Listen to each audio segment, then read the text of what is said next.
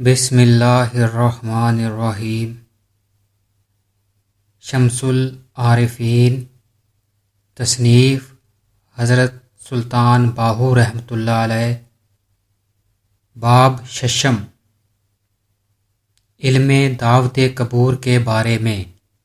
جب کوئی توجہ و تصرف کے ساتھ روحی زبان سے علم دعوت پڑھتا ہے تو تمام انبیاء و اولیاء اور جملہ اہل ایمان کی ارواح بھی اس کے گرد حلقہ بنا کر اس کی امداد و رفاقت میں علم دعوت پڑھنے لگتی ہیں۔ ایسی دعوت سے ایک ہی دم اور ایک ہی قدم پر مشرق سے مغرب تک ملک سلیمانی جیسی حکومت صاحب دعوت کے قبضے و عمل داری میں آ جاتی ہے۔ ایسی دعوت کو مستجاب دعوت کہا جاتا ہے۔ جو کوئی نوری زبان سے تصور اسم محمد صلی اللہ علیہ وآلہ وسلم کی دعوت پڑھے تو حضور علیہ الصلوۃ والسلام کی مقدس و معظم و مکرم روح مبارک اور چھوٹے بڑے تمام اصحاب اکرام کی ارواح مبارکہ بھی اس کے گرد حلقہ بنا کر اس کی امداد و رفاقت میں آیت قرآن سے علم دعوت پڑھتی ہیں۔ ایسی دعوت تکثیر کا عمر بھر میں ایک ہی بار پڑھنا کافی ہوتا ہے۔ شرح دعوت، دعوت وہ عمل ہے کہ جس سے دونوں جہان کے مطالب حاصل ہوتے ہیں۔ وہ کون سی دعوت قرآن ہے کہ جو اگر پڑھی جائے تو دار حرب کے کافر دشمن کے ہزاروں ہزار لشکر حیرت و عبرت کا شکار ہو جائیں اور دست بستہ حاضر ہو کر دین محمدی صلی اللہ علیہ وآلہ وسلم اختیار کر لیں۔ وہ کون سی دعوت ہے کہ جس میں اگر قرآن مجید اور اس میں اللہ ہو پڑھا جائے تو تمام دشمن اندھے ہو جائیں اور جب صلح کر کے سامنے آئیں تو ان کی بینائی لوٹ آئے۔ وہ کون سی دعوت ہے کہ جس میں اگر قرآن پڑھا جائے تو تمام دشمنان دین دیوانے اور مجنوں ہو جائیں، ان کے تمام لشکری اس قدر بے خود ہو جائیں کہ انہیں اسلحہ یاد رہے نہ گھر بار اور نہ وہ زبان کھولیں، اور اس وقت تک حیران و پریشان اور خراب حال رہیں جب تک کہ صاحب دعوت بزرگ کی زیارت کر کے جمعیت و ہوش مندی حاصل نہ کر لیں۔ وہ کون سی دعوت ہے کہ جس میں قرآن پڑھنے سے جملہ جن و انس و موکل فرشتے صاحب دعوت کی قید و قبضے میں آ جائیں۔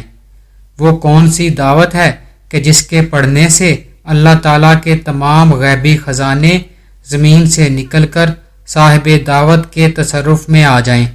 اور مشرق سے مغرب تک ہفت اقلیم کے حکمران اس کے قبضے میں آ کر اس کے حلقہ بگوش غلام و طالب مرید بن جائیں۔ اور وہ کون سی دعوت ہے کہ جس میں اگر اسم اعظم پڑھ کر مٹی کے ڈھیلے یا سنگ ریزے پر دم کر دیا جائے تو وہ فی الفور چاندی یا سونا بن جائے۔ اگر کوئی چاہے کہ علم دعوت اس کے زیر عمل آ جائے، ورد وظائف جاری ہو جائیں، موکل فرشتے زیر فرمان ہو جائیں، کلام الہی اس کے وجود میں تاثیر کرے، اسے نفع دے اور جمعیت بخشے، کل و جز کی تمام مخلوق اس کی طرف رجوع کرے اور مسخر ہو کر اس کی قید میں آ جائے، مجلس محمدی صلی اللہ علیہ وآلہ وسلم کی حضوری اسے نصیب ہو جائے، ہر مشکل و ہر مہم آسان ہو جائے اور تمام خزائن اس کے تصرف میں آ جائیں، تو اسے چاہیے کہ پہلے وضو کرے، پھر غسل کرے، پھر بیابان و صحرا میں نکل جائے اور وہاں کی پاک ریت یا خاک پر بنیاد عمارت کی نیت سے پورے یقین کے ساتھ حضور علیہ الصلوۃ والسلام کا روضہ مبارک بنائے اور نمونہ روضہ مبارک کے ارد گرد حرم بنائے اور حرم روضہ میں قبر مبارک بنائے اور اس کے اوپر خوش خط لکھے، محمد ابن عبداللہ صلی اللہ علیہ وآلہ وسلم۔ دعوت شروع کرتے وقت پہلے پڑھے بھی اور پھر روضہ مبارک پر لکھے بھی،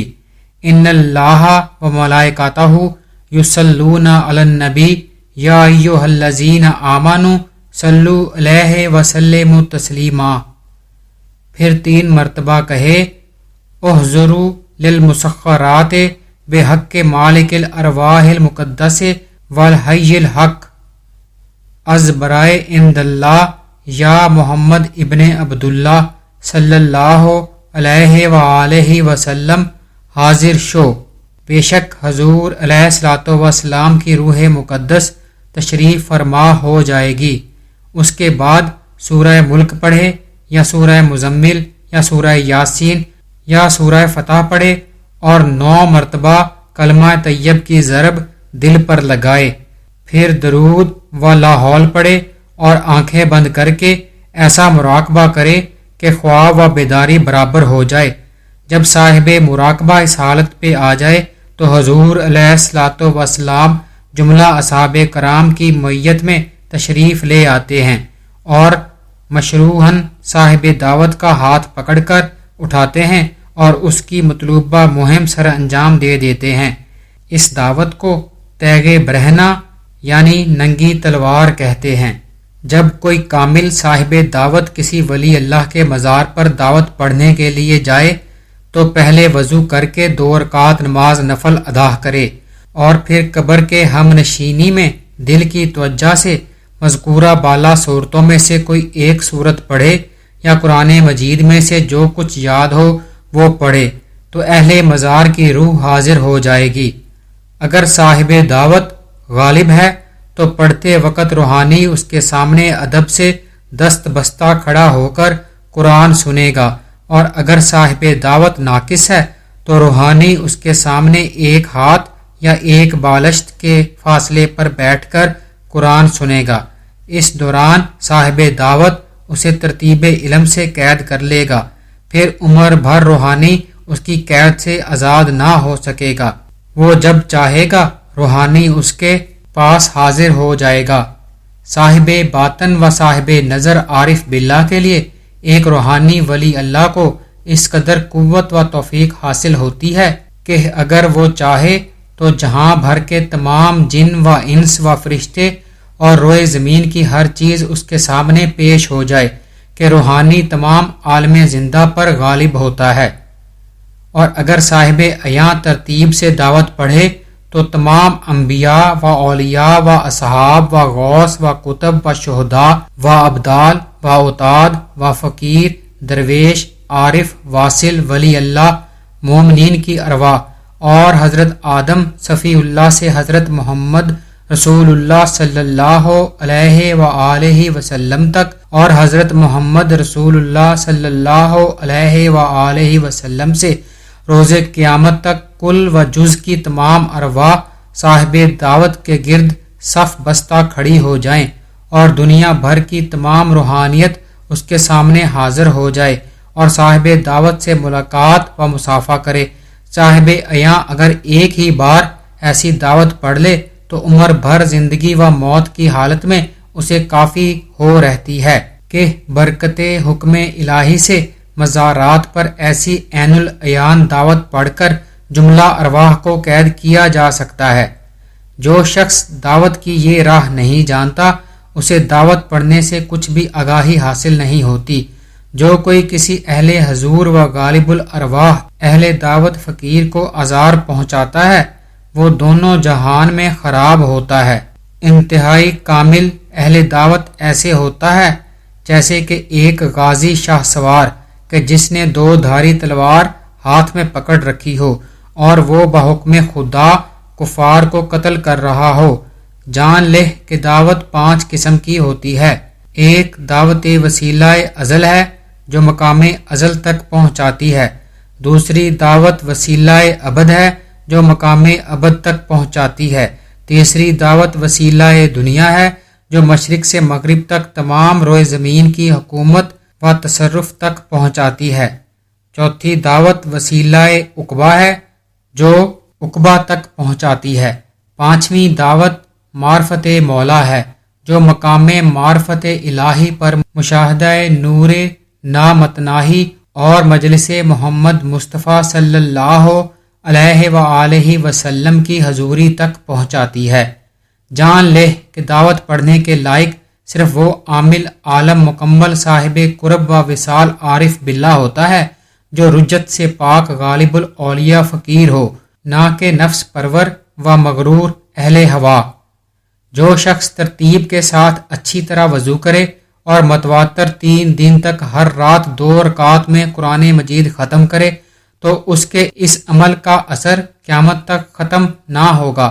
ایسی دعوت پڑھنے والا شخص دونوں جہان میں غالب الاولیاء ہو جائے گا، لیکن کسی عامل کی اجازت کے بغیر یہ دعوت جاری نہیں ہوتی۔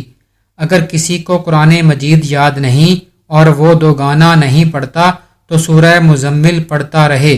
ایک ہی ہفتے میں وہ کامل مکمل ہو جائے گا۔ ترتیب ابتدا و انتہائے دعوت یہ ہے کہ قرآن مجید ایک ہادی و پیشوا اور رہنما کلام اللہ ہے جو دونوں جہان کا معتبر وسیلہ ہے۔ اللہ تعالیٰ کے ظاہر و باطن کے تمام خزانے، خشکی و تری اور بحر و بر کی جملہ مخلوق کے حالات اور 6 سمتوں میں پھیلی ہوئی توحید ذات و صفات کی تمام تفصیل قرآن مجید میں موجود ہے۔ جیسا کہ فرمان الہی ہے، تری اور خشکی کی کوئی چیز ایسی نہیں ہے جس کی تفصیل قرآن مجید میں نہ ہو۔ البتہ ہر ایک کو اس کی تحقیق ہونی چاہیے، کیونکہ دین و دنیا کے تمام معاملات کے لیے علیحدہ علیحدہ اعداد و شمار ہیں اور ان کی علیحدہ علیحدہ خاصیت و ترتیب ہے۔ چنانچہ امر معروف، نہی و منکر، قصص انبیاء، وعدہ وعید اور ناسخ و منسوخ وغیرہ کے لیے علیحدہ علیحدہ آیات ہیں۔ بعض لوگ دعوت پڑھنے میں خود عامل کامل ہوتے ہیں اور بعض حکم و اجازت میں کامل ہوتے ہیں۔ بہتر یہ ہے کہ صاحب دعوت خود بھی عامل کامل ہو اور حکم و اجازت میں بھی عامل کامل ہو۔ دینی و دنیوی مشکلات کے حل کے لیے دعوت پڑھنا ان صاحب کمال کاملین کا کام ہے جو رجت و زوال سے پاک ہوتے ہیں۔ جب یہ دعوت شروع کرتے ہیں تو حضور علیہ الصلوۃ والسلام کی طرف سے انہیں دعوت پڑھنے کا اذن و حکم مل جاتا ہے۔ تحقیق سے ثابت ہے کہ ایسی دعوت 2 طرح سے پڑھی جاتی ہے، ایک حاضرات اسم اللہ ذات کے ذریعے اور دوسرے اولیاء اللہ کے مزارات پر قرآن خوانی کے ذریعے۔ جو شخص نہ تو حاضرات اسم اللہ ذات کے ذریعے دعوت پڑھنا جانتا ہے اور نہ ہی قبور اولیاء اللہ پر قرآن خوانی کے ذریعے دعوت پڑھنا جانتا ہے، وہ کسی بھی قسم کی دعوت پڑھنے کے لائق نہیں ہے کہ علم تکثیر اور عالم تکثیر تو امیر ہوتا ہے۔ جان لے کہ علم تکثیر دعوت ہے اور دعوت کے 4 حروف ہیں اور اطاعت و شرائط کے اعتبار سے ہر حرف شرف و عزت کا حامل ہے۔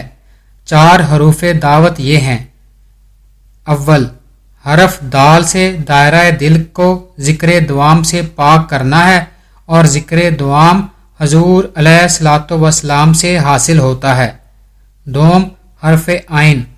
سے علم غیبی لا ریبی کی تفصیل الہام روحانی سے اور عالم غیب کے موکل فرشتوں سے معلوم کرنا ہے۔ 3، حرف واو سے ورد وظائف اور کلام الہی کو ترتیب و ادب و عزت و اعتقاد سے پڑھنا ہے۔ 4، حرف تے سے ترک کرنا ہے اس چیز کا کہ جسے حضور علیہ الصلوۃ والسلام اور آپ کے اصحاب نے ترک کیا ہو۔ ایسے تمام معاملات مبتدی دعوت کے معاملات ہیں۔ ارے ہاں، یہ ایک حقیقت ہے کہ جیسے پارا کسی عامل کامل کے بغیر کشتہ نہیں ہوتا، اسی طرح عمل دعوت بھی کسی صاحب دعوت قبور عامل کامل صاحب حضور کے حکم و اجازت کے بغیر جاری نہیں ہوتا۔ ناقصوں کے لیے دعوت پڑھنا دائمی رجت و رنج کا باعث ہے، لیکن کاملوں کے لیے مجلس محمدی صلی اللہ علیہ وآلہ وسلم کی حضوری اور گنج جمعیت کا باعث ہے۔ صاحب دعوت کامل کو زکوٰۃ و نصاب و دور مدور و بذل و ختم و دعوت پڑھنے کے لیے موزوں وقت و مناسب جگہ کا انتخاب و رجت و عدد و حساب نیک سات و جلالی و جمالی حیوانات کا گوشت کھانے سے پرہیز وغیرہ کی کیا ضرورت ہے کہ یہ تمام بے شمار وسوسے و خطرات ہیں جو ناقصوں کو پیش آتے ہیں، کیونکہ وہ ترتیب دعوت کی ابتدا و انتہا کو نہیں جانتے اور محض رضائے الہی کی خاطر اللہ کے نام کو درمیان میں نہیں لاتے۔ جان لے کہ دعوت کل و جز، دعوت ذکر، دعوت فکر، دعوت تجلیات نور الہی اور دعوت منتہا کا تعلق ان دو آیات کریمہ سے ہے کہ ان میں اسم اعظم متصل پڑھا جاتا ہے۔ فرمان حق تعالی ہے فَفِرُّوا إِلَى اللَّهِ، اللہ کی طرف رجوع کرو کہ اسی کی مہربانی سے ہی ہر کام جاری و ساری ہوتا ہے، اور اسی کی توجہ و وہم و خیال ان دو آیات کی برکت سے سراسر وصال الہی ہے۔ فرمان حق تعالی ہے اللہ ولی الذین آمنوا یخرجہم من الظلمات الی النور، پس مقام ازل و مقام ابد و مقام دنیا و مقام عقبہ سب مقامات ظلمات ہیں، اگرچہ ان میں زندگی کی آب و تاب ہے لیکن انجام ان کا فنا ہے، سوائے معرفت الا اللہ ذات کے۔ عارف وہ ہے جو اس ظلمت کدے کی لذت سے منہ موڑ کر لذت معرفت الا اللہ حاصل کر لے اور وحدانیت ذات میں غرق ہو جائے۔ یہ ہیں مراتب خواص کہ وہ معرفت الہی کے روشن نور تک پہنچتے ہیں۔ بندے کے لیے اس سے بہتر مرتبہ اور کوئی نہیں کہ وہ اللہ کی طرف رجوع کر لے اور دین و دنیا کے تمام معاملات اللہ کے سپرد کر دے۔ فرمان حق تعالی ہے وَأُفَوِّضُ أَمْرِي إِلَى اللَّهِ إِنَّ اللَّهَ بَصِيرٌ بِالْعِبَادِ، میں اپنے تمام معاملات اللہ تعالیٰ کے سپرد کرتا ہوں، بے شک وہ اپنے بندوں کی خبر گیری کرنے والا ہے۔ عارف کو معرفت الہی تک پہنچنے کے لیے 7 مراتب سے گزرنا پڑتا ہے۔ پہلا مرتبہ نفی لا الہ ہے اور دوسرا مرتبہ اثبات الا اللہ ہے، تیسرا مرتبہ تصدیق دل کے ساتھ محمد الرسول اللہ ہے کا اقرار ہے، چوتھا مرتبہ آیات قرآن کی تلاوت ہے، پانچواں مرتبہ دعائے سیفی کا پڑھنا ہے، چھٹا مرتبہ اسم اعظم اور اللہ تعالیٰ کے تمام اسماء حسنہ کا ورد ہے، اور ساتواں مرتبہ وحدانیت اسم اللہ ذات میں غرق ہونا ہے۔ یہ 7 خزانے ہیں اور ہر خزانے سے مزید 70 خزانے منکشف ہوتے ہیں۔ آمنا و صدقنا، ما سوائے اللہ پر ایمان لانا کفر ہے۔ جو شخص دعوت پڑھنے کے ابتدائی مرتبے پر پہنچ جاتا ہے وہ عامل کامل عارف باللہ ہو جاتا ہے، چنانچہ اس کی نظر کامل ہو جاتی ہے، اس کی زبان سے نکلا ہوا ہر حرف اللہ تعالیٰ کی کامل تلوار ہوتا ہے۔ ابھی وہ کسی کام کے لیے لب ہی ہلا رہا ہوتا ہے کہ بارگاہ الہی سے وہ کام ہو جاتا ہے۔ فرمایا گیا ہے زبان فقراء سیف الرحمن ہوتی ہے۔ عارفوں کی زبان اس وقت تک سیف الرحمن نہیں بنتی جب تک کہ وہ ترتیب خواندگی جان کر صاحب دعوت نہ بن جائیں اور کسی ولی اللہ کی قبر کی ہم نشینی میں دعائے سیفی نہ پڑھ لیں۔ ابیات: شاہ سوار قبر کامل فقیر ہوتا ہے، شاہ سوار قبر ملک گیر عالم ہوتا ہے۔ جسے دعوت قبور پڑھنے پر قدرت حاصل ہو جائے وہ اہل حضور ہو جاتا ہے۔ جو شخص دعوت قبور پڑھنا جان لیتا ہے وہ زیر و زبر کی ہر حقیقت سے واقف ہو جاتا ہے۔ علم دعوت ایک ننگی تلوار ہے جس سے فنا فی اللہ فقیر موذیوں کو قتل کرتے ہیں۔ جب کوئی شخص قبر پر سوار ہو کر قرآن مجید پڑھتا ہے تو کلام الہی کی برکت سے صاحب قبر روحانی کا مرتبہ بڑھ جاتا ہے، اور جب کوئی شخص کسی ولی اللہ کی قبر پر قرآن پڑھتا ہے تو اس کا یہ عمل دریا کی طرح جاری ہو جاتا ہے جو قیامت تک رکتا نہیں۔ لیکن دعوت صرف 3 کاموں کے لیے پڑھی جائے: ایک، کسی مسلمان بادشاہ کی فتح و سلامتی کے لیے کہ جب وہ دار حرب میں جنگ لڑ رہا ہو، دوسری، ہر خاص و عام مسلمان کی بھلائی کے لیے، اور تیسری، اہل بدعت و ملحد و بے دین لوگوں کو دفیہ کے لیے۔ جب کوئی اہل دعوت ان تینوں کاموں کے لیے دعوت پڑھنا چاہے تو اسے چاہیے کہ رات کی تنہائی میں کسی غوث یا کتب یا شہید یا ولی اللہ کے باعظمت و پر دہشت مزار پر جائے اور اپنے ارد گرد حصار کھینچ کر اذان پڑھے، اللہ اکبر اللہ اکبر اللہ اکبر اللہ اکبر، اشہد ان لا الہ الا اللہ، اشہد ان لا الہ الا اللہ، اشہد ان محمد رسول اللہ، اشہد ان محمد رسول اللہ، حی علی الصلاۃ حی علی الصلاۃ حی علی الفلاح حی علی الفلاح، اللہ اکبر اللہ اکبر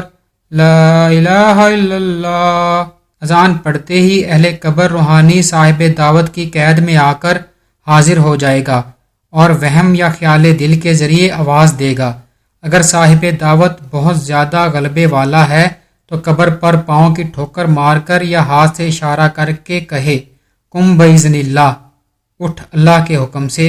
اور ذکر اللہ میں غرق ہو کر خود سے بے خبر و بے ہوش ہو جائے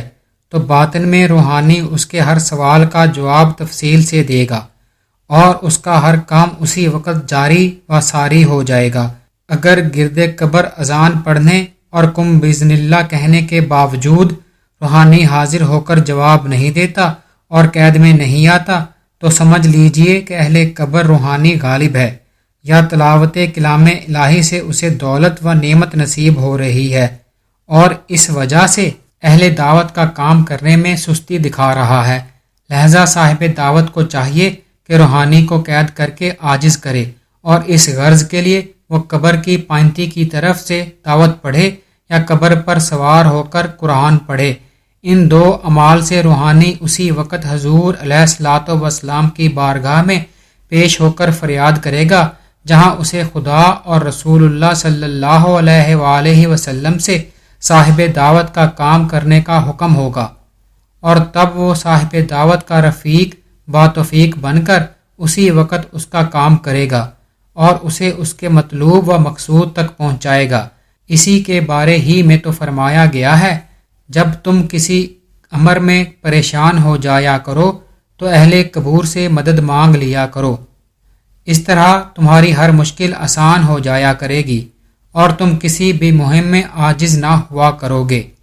ایک رات کسی ولی اللہ کے مزار کی ہم نشینی میں قرآن خوانی کرنا زہد و ریاضت کے 40 چلوں سے بہتر ہے۔ جو طالب یہ چاہتا ہے کہ اسے دولت و نعمت و عظمت و بزرگی حاصل ہو جائے، دین و دنیا کے تمام خزانے محنت و مشقت کے بغیر حاصل ہو جائیں، نفس امارہ مطیع ہو جائے، شیطان ملعون دفع ہو جائے، تمام عالم زیر فرمان ہو جائیں، کل و جز کی تمام مخلوق مسخر ہو جائے، قرآن مجید سے اسم اعظم مل جائے، علم تاثیر و علم تکثیر و علم روشن ضمیر و علم کیمیا نظیر پر عبور حاصل ہو جائے، موکل فرشتے مشروحاً ہم کلام ہوں اور بذریعہ الہام تعلیم و تربیت کریں اور ہر قسم کے کاموں کے لیے تحقیق شدہ تعویذات کا علم سکھا دیں، مجلس محمدی صلی اللہ علیہ وآلہ وسلم میں حضوری کا شرف حاصل ہو جائے اور صحابہ کرام سے مجلس و ملاقات کی سرفرازی حاصل ہو جائے، تو اسے چاہیے کہ اول اپنے وجود کو ما سوائے اللہ سے پاک کرے، حوصلہ وسیع و پختہ رکھے اور مرشد کی توجہ سے اسرار نہانی اس پر کھلتے جائیں، یا بحکم الہی زیر زمین پوشیدہ جو خزائن الہی منکشف ہو کر اس کے تصرف میں آتے جائیں، ان کا اظہار کسی پر نہ کرے۔ جو طالب اس مرتبے پر پہنچ جاتا ہے وہ لا یحتاج فقیر ہو جاتا ہے، اگرچہ بظاہر وہ عاجز و سوالی دکھائی دیتا ہے لیکن وہ باطن صاحب معرفت و صاحب وصال ہوتا ہے۔ کسی ولی اللہ کی قبر کی ہم نشینی میں دعوت پڑھنے کے لائق صرف وہ طالب ہوتا ہے جو سب سے پہلے اپنے وجود کو پاک کرے۔ اس کے علاوہ ایک دعوت وہ بھی ہے کہ اگر وہ پڑھی جائے تو عرش سے تحت الثریٰ تک 18,000 عالم کی تمام مخلوق پڑھنے والے کی قید میں آ جاتی ہے۔ وہ معظم و مکرم دعوت یہ ہے کہ قرآن مجید پر اعتبار کیا جائے اور اسے شفیع و پیشوا بنایا جائے اور پورے یقین کے ساتھ بحر قرآن میں غوطہ لگایا جائے کہ صاحب دعوت جب اس طرح بحر قرآن میں غوطہ زنی کرتا ہے تو حاملین عرش اور چاروں مقرب فرشتے جبرائیل علیہ السلام، میکائیل علیہ السلام، اسرافیل علیہ السلام اور عزرائیل علیہ السلام چاہتے ہیں کہ زمین کو الٹ کر رکھ دیں، اور تمام مقدس روحانی پریشان ہو کر دعا کے لیے ہاتھ اٹھا دیتے ہیں اور عرض کرتے ہیں خدا بندہ اس صاحب دعوت کے التجا قبول کر لے اور اس کا کام جلدی کر دے تاکہ ہمیں اس کی قید سے رہائی ملے۔ اس دعوت سے سخت تر دعوت اور کوئی نہیں ہے۔ دعوت پڑھنے کا ایک طریقہ یہ بھی ہے کہ کسی دریا کے کنارے یا کسی ولی اللہ کی قبر پر قرآن پڑھا جائے۔ اس دعوت کے شروع ہی میں مشرق سے مغرب تک تمام زمین جنبش میں آ جاتی ہے اور حضرت مدینہ لرزنے لگتا ہے، اور 100 موکل فرشتے صاحب دعوت کے پاس آتے ہیں اور سونے کا ایک ایک سکہ پیش کر کے آواز دیتے ہیں اور غائب ہو جاتے ہیں۔ اس طرح ہر روز 3 کروڑ فرشتے آتے ہیں اور سونے کا ایک ایک سکہ پیش کر کے آواز دیتے ہیں اور چلے جاتے ہیں۔ اس کے بعد بے حد و بے شمار فرشتے اس کے اختیار میں دے دیے جاتے ہیں جو اس کے کام کرتے رہتے ہیں۔ اس علم دعوت کی آزمائش سے صاحب دعوت لا یحتاج ہو جاتا ہے۔ علم دعوت بہتر ہے علم کیمیاء اکسیر سے۔ اس دعوت میں صاحب دعوت سورہ مزمل پڑھتا رہے تاکہ وہ دعوت پڑھنے میں کامل مکمل ہو جائے اور علم کیمیاء اکسیر اس کی قید میں آ جائے اور علم تکثیر اسے حاصل ہو جائے۔ اگر دعوت شروع کرتے وقت صاحب دعوت کی خواہش ہو کہ کفار کو مسلمان کر لے یا رافضیوں اور خارجیوں کی بیخ کنی کر دے یا انہیں جلا وطن کر دے یا ایک ہی دم میں دشمنان دین کی جان قبض کر لے یا انہیں ایسا روگ لگا دے کہ پھر وہ تندرست نہ ہو سکیں، یا وہ چاہے کہ مشرق سے مغرب تک تمام لوگوں کو ہدایت و تلقین محمدی صلی اللہ علیہ وآلہ وسلم نصیب ہو جائے، یا وہ ایسا صاحب نظر و اہل معرفت ہو جائے کہ کونین کی ہر زیر و زبر اس کے تابع فرمان ہو جائے، یا وہ عیسیٰ صفت ہو کر ایسے مرتبے پر پہنچ جائے کہ ایک ہی دم سے مردے کو زندہ کر دے، تو وہ ان اسماء مبارکہ کے تصور و تصرف و توفیق کی باطنی راہ اختیار کر کے یہ مقاصد حاصل کر لے۔ یہ وہ اسماء مبارکہ ہیں کہ اگر ان کے تصور سے مجلس محمدی صلی اللہ علیہ وآلہ وسلم کی حضوری کا ارادہ کیا جائے تو حضور علیہ الصلوۃ والسلام اور اصحاب کبار رضی اللہ تعالی عنہم کی ارواح مقدسہ حاضر ہو جاتی ہیں۔ اگر ان کے تصور سے صحبت شیخ کی نیت کی جائے تو صورت شیخ حاضر ہو جاتی ہے اور الہامات کے ذریعے رہنمائی کرتی ہے۔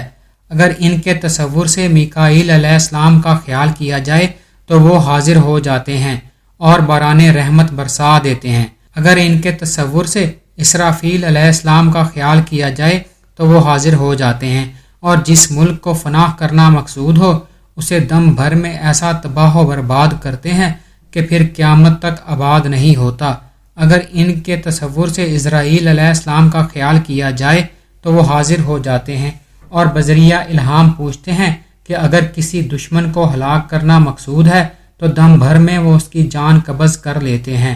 ان کے انتہائی تصور سے وہم توجہ بن جاتا ہے اور فقیر کا وہم تمام جہان کو گھیر لیتا ہے،